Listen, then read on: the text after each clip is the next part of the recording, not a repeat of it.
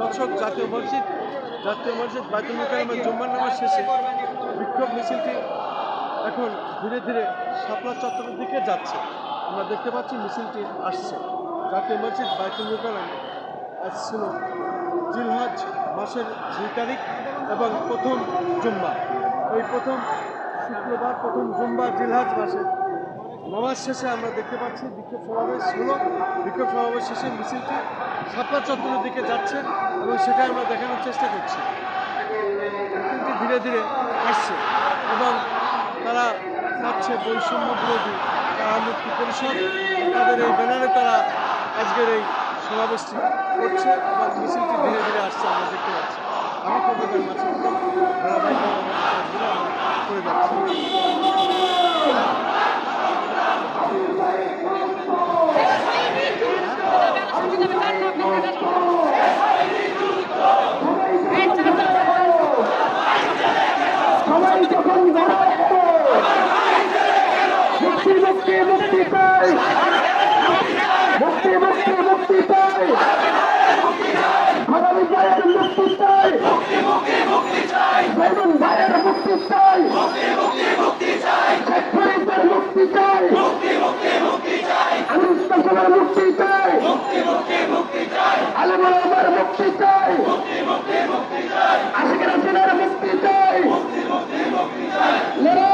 আলেম ওলামার মুক্তির দাবিতে আজকের এই বিক্ষোভ সমাবেশ শেষে মিছিলটি যাচ্ছে শাপলা চত্বর পর্যন্ত।